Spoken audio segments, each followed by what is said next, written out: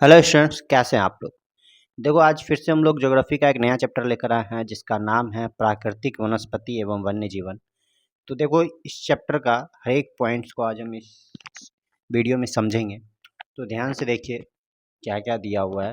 तो सबसे पहले है, ऊंचाई में परिवर्तन के साथ जलवायु में परिवर्तन होता है तथा इसके कारण प्राकृतिक वनस्पति में भी बदलाव आते हैं। जैसे जैसे आप ऊंचाई पे जाइएगा तो आपका जो है ना वो क्लाइमेट चेंज होते रहता है, जलवायु भी आपका चेंज होते रहेगा। और इसके कारण जो है जो प्राकृतिक वनस्पति होते हैं, जो नेचुरल प्लांट्स होते हैं, वो सब में भी बदलाव आते रहता है। तो हर एक जगह के क्लाइमेट में हर प्लांट्स नहीं उगते हैं, हर जगह का अलग अलग प्लांट्स होता है, वनस्पति भी अलग अलग होते हैं वहाँ पे। वनस्पति की वृद्धि तापमान एवं नमी पर निर्भर करती है।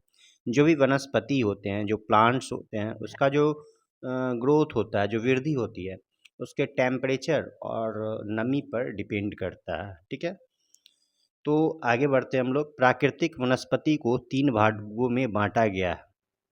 जो भी प्राकृतिक वनस्पति है उसको 3 भागों में बांटा गया है। पहला है वन, दूसरा है घास स्थल और तीसरा है कांटेदार। तो सबसे पहले वन के बारे में जानेंगे। तो लिखा हुआ है, जो वृक्ष तापमान एवं परिपूर्ण वर्षा जल वाले क्षेत्रों में उगते हैं, सघन एवं खुले वन विकसित होते हैं। सही बात है कि वैसे वृक्ष जो तापमान एवं परिपूर्ण वर्षा वाले क्षेत्रों में उगते हैं वन कहलाते हैं। और इसमें क्या होता है, तो ये सघन होता है, बहुत ज़्यादा भीड़ भाड़ वाला इलाके को सघन कहते हैं। मतलब क्या, इसमें थोड़ा सा भी स्पेस नहीं रहता है, तो वो सघन होते हैं एवं खुले वन विकसित भी होते हैं। सघन एवं खुले वन क्या होते हैं, विकसित होते हैं, मतलब बहुत डेवलप्ड होते हैं। घास स्थल पे आते हैं। तो घास स्थल क्या होता है, तो वैसे ज़मीन जिस पे घास उगा हुआ रहता है उसे हम लोग घास स्थल कहते हैं। ये मध्यम वर्षा वाले क्षेत्र में विकसित होते हैं, जहाँ पे थोड़ा मीडियम बारिश होता है, ना ज़्यादा बारिश ना कम बारिश। तो घास स्थल इसे कहते हैं। कांटेदार पे आते हैं। तो आपका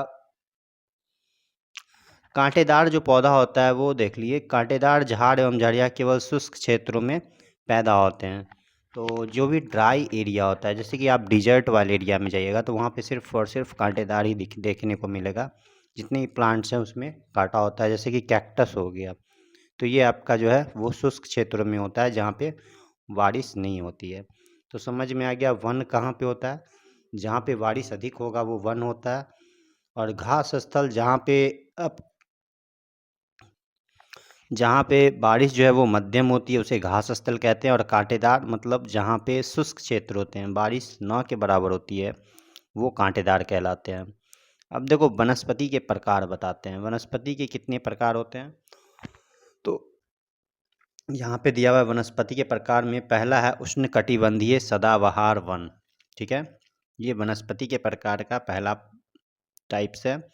और दूसरा है उष्णकटिबंधीय पर्णपाती वन। ठीक है, तो बारी बारी से हम पढ़ेंगे वनस्पति के प्रकार को। और तीसरा है शीतोष्ण सदाबहार वन।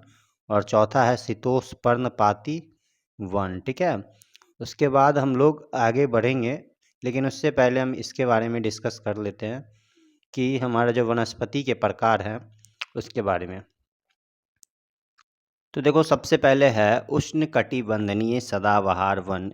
तो लिखा हुआ है, इन वनों को उष्णकटिबंधीय वर्षा वन भी कहते हैं। ये घने वन भूमध्य रेखा एवं उष्णकटिबंधीय के पास पाए जाते हैं।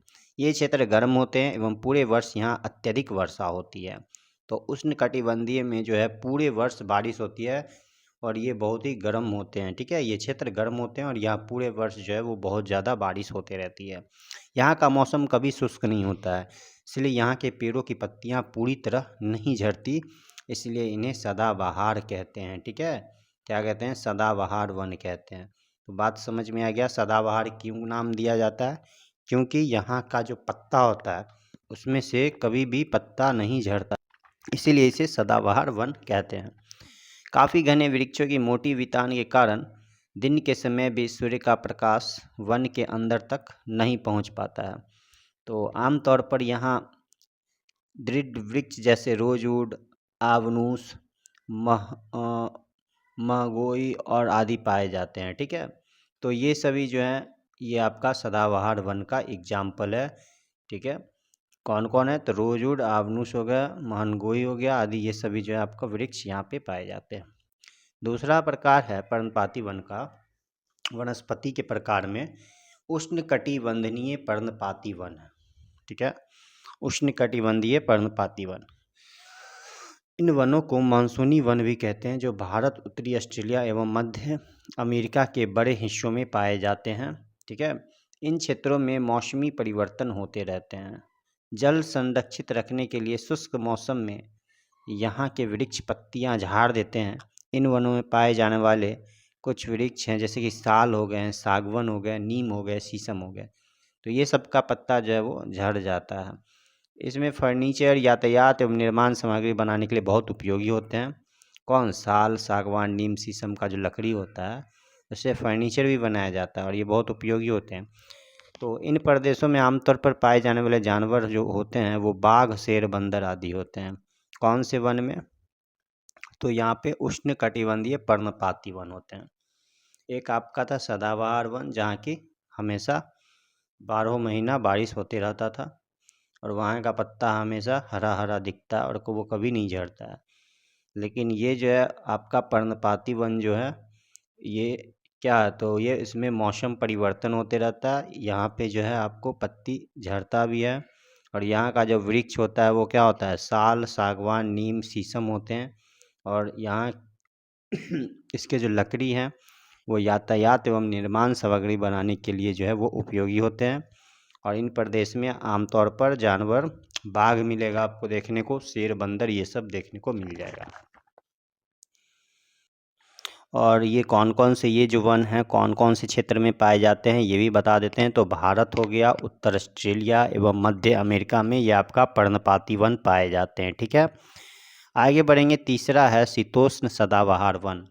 तो ये वन जो है मध्य अक्षांश के तटीय प्रदेशों में स्थित होते हैं। ठीक है, मध्य अक्षांश के तटीय प्रदेशों में से सामान्यतः महाद्वीप के पूर्वी किनारों पर पाए जाते हैं। ठीक है, जैसे दक्षिण पूर्व अमेरिका, दक्षिण चीन एवं दक्षिण पूर्वी ब्राज़ील। यहाँ बांज, चीड़ एवं यूकलिप्टस जैसे मुलायम दोनों प्रकार के पेड़ पाए जाते हैं। ठीक है, बांज हो गए, चीड़ हो गए, यूकलिप्टस जैसे पेड़ यहाँ पाए जाते हैं। ये जो है आपका शीतोष्ण सदाबहार वन है, शीतोष्ण सदाबहार वन। ठीक है, कहाँ कहाँ होता है? तो दक्षिण पूर्व अमेरिका, दक्षिण चीन एवं दक्षिण पूर्व ब्राज़ील में पाए जाते हैं। तो इसका देख लो, चौथा वनस्पति के प्रकार जो हैं वन के, वो है शीतोष्ण पर्णपाती वन। ये था शीतोष्ण सदाबहार। और शीतोष्ण पर्णपाती वन में क्या है? तो उच्च अक्षांश की ओर बढ़ने पर, ठीक है, अधिक शीतोष्ण पर्णपाती वन मिलते हैं। ये उत्तरी पूर्व अमेरिका, चीन, न्यूजीलैंड, चिली एवं पश्चिमी यूरोप के तटीय प्रदेशों में पाए जाते हैं। ये अपनी पत्तियां शुष्क मौसम में झाड़ देते हैं। यहाँ बाज, एस, बीज पेड़ पाए जाते हैं। बांज और एस बीज पेड़ पाए जाते हैं। और जानवरों में हिरन, लोमड़ी, भेड़िए जानवर और फिजेंट तथा मोनाल पक्षी पाए जाते हैं, याद रखिएगा। तो ये 4 टाइप्स के वन आपको याद रखना होगा। उसके बाद हम लोग आते हैं भूमध्य सागरीय वनस्पति पे। भूमध्य सागरीय वनस्पति क्या है? तो यहाँ भूमध्य सागरीय वनस्पतियों पाई जाती है। यह अधिकतर यूरोप, अफ्रीका एवं एशिया के भूमध्य सागर के समीप वाले प्रदेशों में पाई जाती है। ठीक है, कहाँ कहाँ होती है? तो ये आपका यूरोप, अफ्रीका और एशिया के भूमध्य सागर के समीप वाले प्रदेशों में पाई जाती है। ये वनस्पति भूमध्य सागर के बाहरी प्रदेश जैसे कि संयुक्त राज्य अमेरिका के कैलिफोर्निया, दक्षिण पश्चिम अफ्रीका तथा दक्षिण पश्चिम अमेरिका एवं दक्षिण पश्चिम ऑस्ट्रेलिया में पाई जाती है। इन प्रदेशों में गर्म, शुष्क, ग्रीष्म एवं वर्षा वाली मृदु शीत ऋतुएं होती है। इन क्षेत्रों में आमतौर पर संतरा, अंजीर, जैतून एवं अंगूर जैसे नींबू, वंश, खट्टे, साइट्रस के फल पैदा किए जाते हैं। ठीक है, उसके बाद हम आते हैं शंकुधारी वन पे। शंकुधारी वन मतलब क्या है कि ऊपर से आपको कोन जैसा देखने को मिलेगा। तो उत्तरी गोलार्ध के उच्च अक्षांश 50 से 70 सेल्सियस में शंकुधारी वन पाए जाते हैं।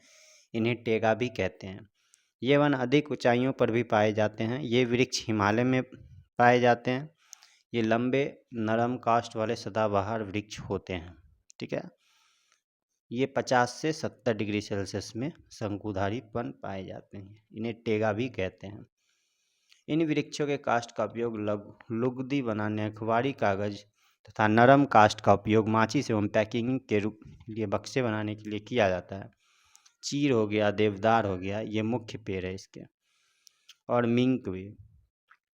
और जानवर में तो भालू जो है, ध्रुवीय भालू जानवर पाए जाते हैं, मतलब पोल वाला जो पोलर बियर जो होते हैं वो पाए जाते हैं। आगे देखेंगे उष्णकटिबंधीय घास स्थल पढ़ते हैं हम लोग। तो ये वन भूमध्य रेखा के किसी भी तरफ उग जाते हैं और भूमध्य रेखा के दोनों ओर से उष्णकटिबंध क्षेत्र तक फैले हैं। यहाँ वनस्पति निम्न से मध्य वर्षा वाले क्षेत्र में पैदा होती है।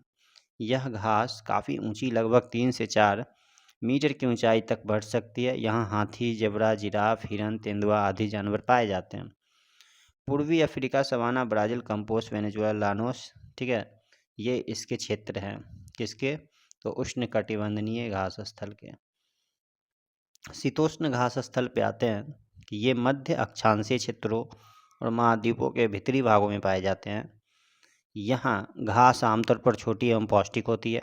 शीतोष्ण प्रदेश में सामान्यतः जंगली भैंस, ठीक है, बाइसन, एंटीलॉप, ये सभी पाए जाते हैं।